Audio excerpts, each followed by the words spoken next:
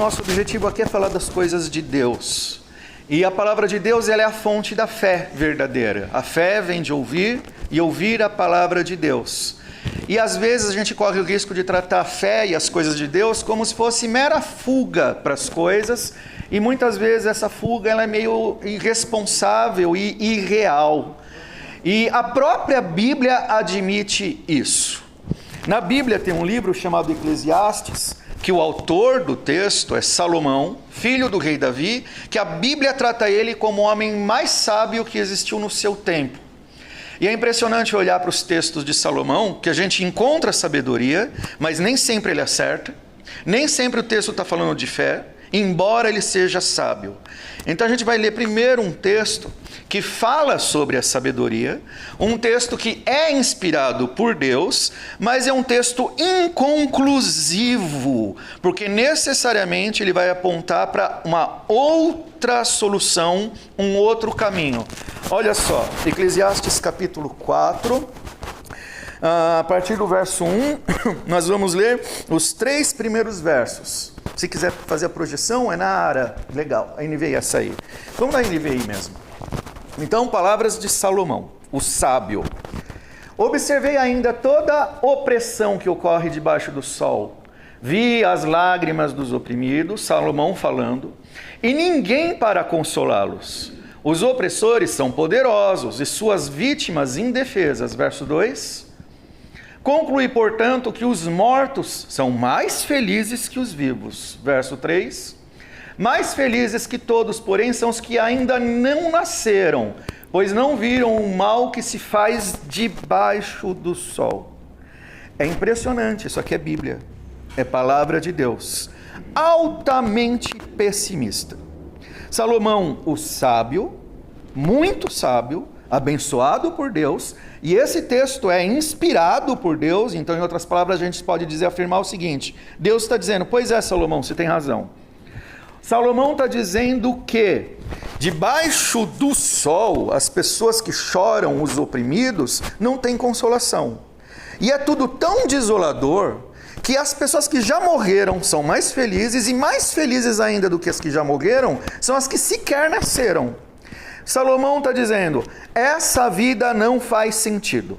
Salomão está dizendo, os sofrimentos nessa existência apontam para o fato de que essa vida é uma grande desolação. Só que tem um detalhe muito importante, e o que Salomão está dizendo é um tipo de pensamento que recorrentemente tenta a todos nós. Todos os principais personagens da Bíblia, sejam apóstolos, sejam profetas, vivenciaram esse tipo de angústia, esse tipo de questionamento, esse tipo de dor real. Quando nós somos submetidos à prova, e no caso aqui, não é Salomão que está sendo provado, ele simplesmente está analisando as coisas ao seu redor, e a constatação dele é, nada faz sentido, os oprimidos não são consolados, é melhor não existir. Todos somos tentados a pensar assim. Mas tem um detalhe muito importante que está no finalzinho do texto. Pois não viram o mal que se faz, onde? Debaixo do sol. O que Salomão está falando? Enquanto nós olharmos para as situações, para as coisas, para a realidade, das coisas visíveis desse mundo, dessa terra, dessa vida, das coisas abaixo do sol, nelas nós não encontramos esperança. Debaixo do sol, simplesmente na existência comum, não existe salvação nem propósito. Então a Bíblia nos leva a olhar para o que está por acima do sol, acima das coisas criadas. Nas coisas criadas não existe salvação, não existe esperança em nós mesmos, não existe esperança naquilo que o mundo pode te oferecer, não existe justiça, não existe consolação, não existe propósito. A Bíblia afirma recorrentemente que quem vive baseado na criação, procurando nela sentido de existência e salvação, é alguém que está correndo em círculos e andando perdido. É como areia assoprada pelo vento, é a erva que nasce de manhã e de tarde já está morrendo, já está murchando, sem propósito.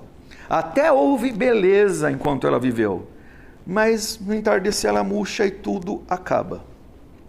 Então a Bíblia, ela consolida esse pensamento, para jogar na nossa cara o fato, que é real, não existe esperança em nós mesmos, não existe esperança nas coisas criadas.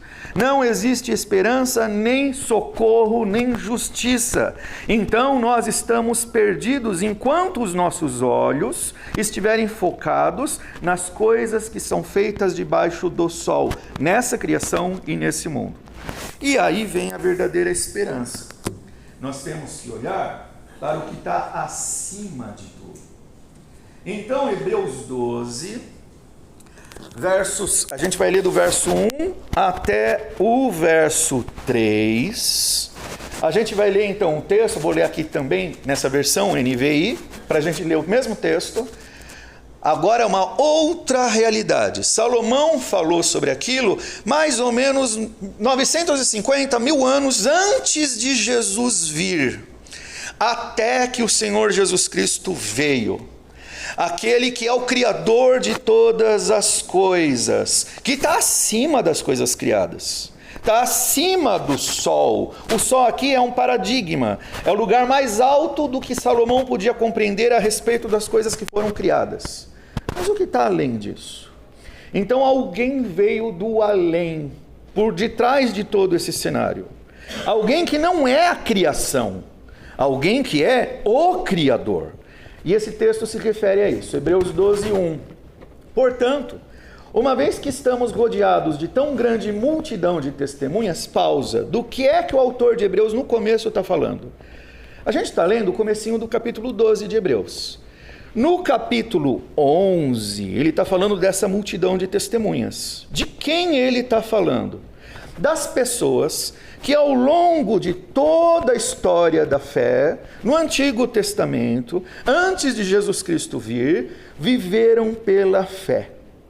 Essas pessoas ultrapassaram as expectativas das coisas que eram oferecidas abaixo do sol, porque ansiavam, desejavam a manifestação daquele que criou todas as coisas, do Deus que não pertence às coisas criadas, porque Ele é o Criador.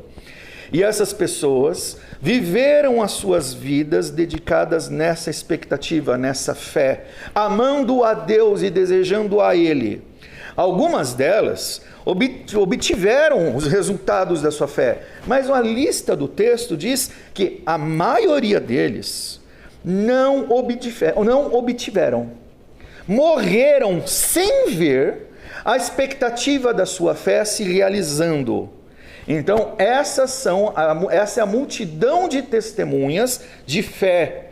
Pessoas que viveram as suas vidas não baseados naquilo que eles viam, mas baseados na fé, na expectativa de que o Senhor viria. E eles viveram as suas vidas e morreram, a maioria deles, antes que o Senhor viesse. Mas eles morreram crendo. Eles creram em algo que vai muito além das coisas criadas. E eles viveram baseados nisso. Eles tiveram uma fé perseverante e vitoriosa. Porque o texto vai continuar. Uma vez que nós estamos rodeados dessa grande nuvem de testemunhas, no verso 1, o texto nos exorta a fazer o seguinte: um monte de gente viveu essa fé. Eles são nossas testemunhas.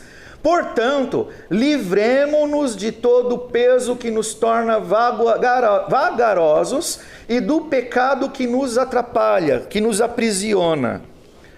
E corramos com perseverança a corrida que foi posta diante de nós. Pode pausar aqui, a gente vai continuar analisando esse texto. A exortação e o ensino de Hebreus é: nós temos testemunhas de pessoas que viveram pela fé antes de nós. Então nós temos bons motivos para viver da mesma forma. Não fique preso, vagaroso, preso nas coisas que nos impedem e nos atrapalham. Não é baseado nas circunstâncias da vida, nas coisas materiais ou criadas que nós devemos nos basear. Porque todas essas coisas são expressões do pecado. Isso nos impede de prosseguir. Devemos nos desvencilhar, nos livrar disso, e o texto diz: correr com perseverança a corrida que foi posta diante de nós. O texto está dizendo: existe um caminho a ser perseguido. Existe um caminho a ser colocado diante de nós, que é uma alternativa a esse caminho comum de todas as pessoas que se perdem. Existe um caminho, e nós somos chamados a andar nesse caminho, mais do que andar, correr nele, ter pressa em perseguir esse caminho, em andar nele. Pode continuar no texto. Mantenhamos o olhar firme em Jesus. Pausa. Lembra no que Salomão estava olhando? Salomão não estava olhando para as coisas acima do sol, para Deus. Salomão estava olhando para as coisas criadas, as coisas que nós vemos normalmente, todos os dias, os motivos que nos abatem, que nos fazem querer desistir, nos tentam a descrer em Cristo e no seu poder. No texto aqui de Hebreus, a exortação é o contrário. Não olhe para as circunstâncias, olhe para Jesus. Não olhe para o mundo, para as injustiças do mundo, para a tentação que nós somos constantemente levados a tomar no nosso coração, de que não existe esperança, não existe consolação e não existe justiça. Isso nos tenta, mas o texto está nos levando a olhar para outra coisa. Olhe para o Senhor Jesus. Olhando para Jesus firmemente, o líder aperfeiçoador, a tradução aqui não é muito boa, autor e consumador da nossa fé.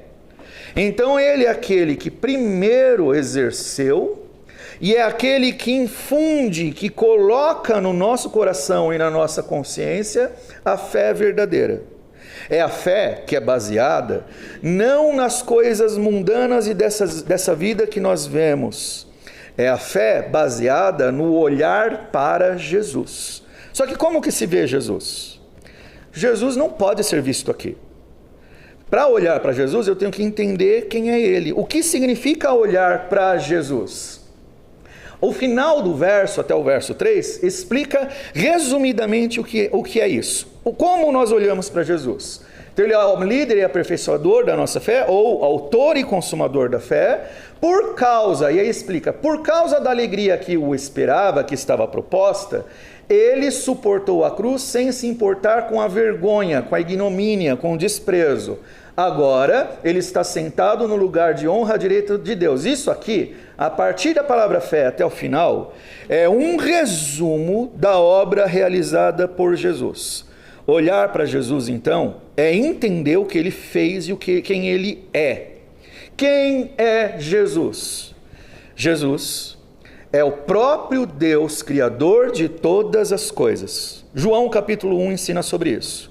Sem ele, sem Jesus, nada do que foi feito se fez. Não existiria nada debaixo do sol se o Senhor Jesus Cristo não tivesse criado. Não existiríamos nenhum de nós. Ele é Deus. Nesse ponto, a gente precisa entender um mistério sobre Deus. Deus é um só, existe um único Deus. Só que o mistério é isso, para a nossa racionalidade é incompreensível, e é para ser assim.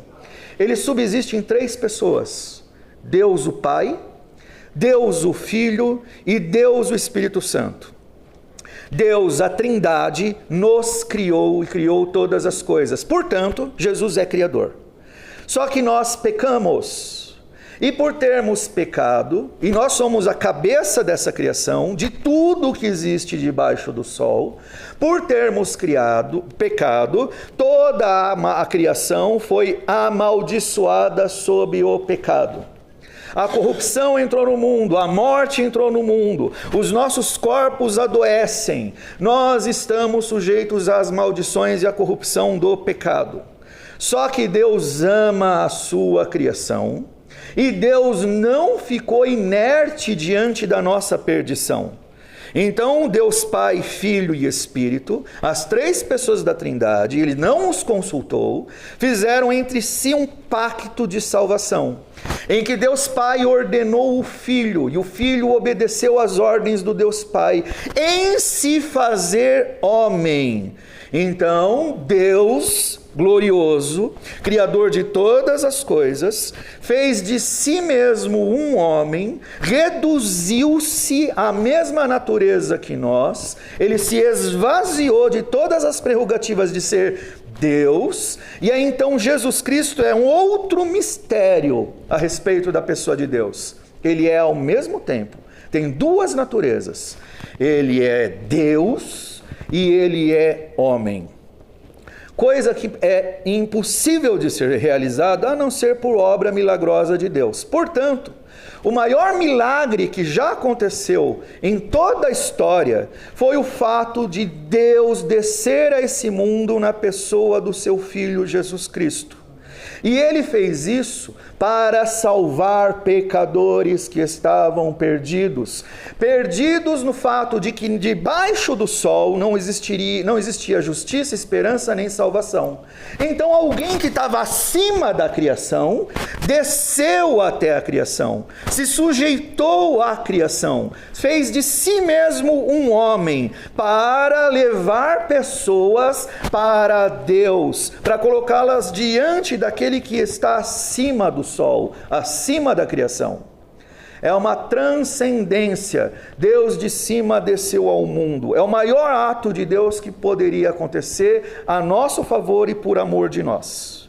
E isso Deus já fez. E parou aí? Não. Por que Jesus Cristo se fez homem? Ele se fez homem para resolver um problema que nós não tínhamos como resolver. Nós estávamos, sem exceção, todos nós, sujeitos às maldições do pecado. Não existe nenhum justo sequer. Nosso destino era o inferno.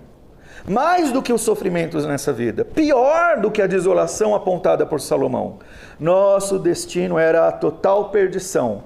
E Deus fez alguma coisa sobre isso, e o que Deus fez foi pleno, perfeito e totalmente perfeito para nos salvar. O que Deus fez? Na encarnação do Senhor Jesus, Ele veio ao mundo para ser o Cordeiro de Deus que tira o pecado do mundo. Ele tomou sobre si as maldições do nosso pecado, o nosso pecado, nossas culpas, nossas condenações, nossas maldições, nossas enfermidades, nossas dores, nossos sofrimentos, nossa desolação. Ele tomou sobre si, como Cordeiro de Deus, ele foi imolado, sacrificado no nosso lugar. Ele sofreu a nossa morte e todos os efeitos da nossa maldição. Para quê? É uma troca de fardos, para que nós recebêssemos o que pertence a Ele. Deus nos salvou em Cristo, Deus nos reconciliou com Ele em Cristo, Deus nos perdoa dos nossos pecados por causa do sacrifício de Cristo, Deus fez de nós seus filhos por causa do sacrifício do seu Filho Jesus. Essa é a obra de Cristo. A obra de Cristo foi tomar sobre si. Nós achamos que nós sofremos, e muitas vezes nós sofremos mesmo. Às vezes parece ser fácil alguém de fora falar: você não sabe o que eu estou passando, porque realmente o que você está passando pode ser muito severo.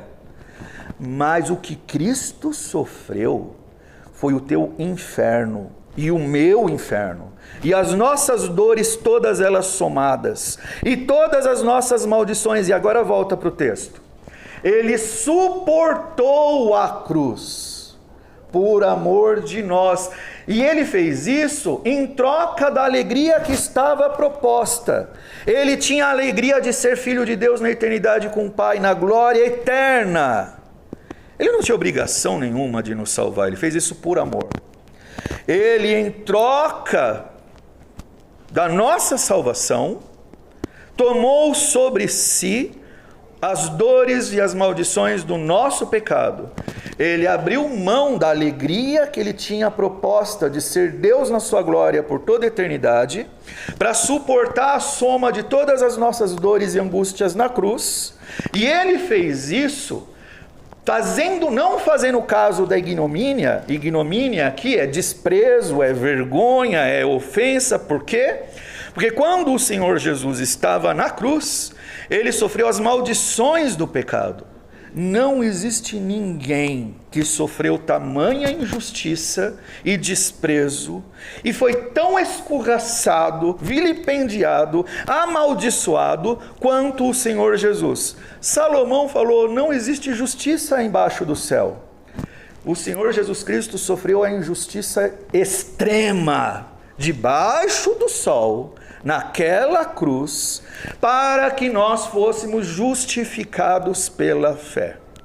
Quando Salomão apontava para o fato de que não existe justiça no mundo, talvez Salomão não tivesse consciência disso, mas ele estava declarando que nesse mundo, o Cordeiro de Deus, o meu Senhor Jesus Cristo, que pode ser o teu Senhor, ele sofreu a soma de todas essas injustiças. Deus Pai o desprezou. Ele falou na cruz: Deus meu, por que me desamparaste? Ninguém sofreu tamanho desamparo, tanto quanto o Cordeiro de Deus naquela cruz. E para quê? Para que você e eu fôssemos amparados. É uma troca de fardos. A maldição que estava sobre mim foi para ele. E a graça, a alegria que estava proposta, que ele sempre desfrutou, veio sobre nós. Nós temos o perdão, temos a reconciliação, temos a salvação. E por que o Senhor Jesus Cristo suportou a cruz? Porque ele estava olhando para um alvo, o final do verso 2. Ele sabia para onde ele ia. Ele está sentado à destra do trono de Deus. Olhar para acima do sol, das coisas criadas.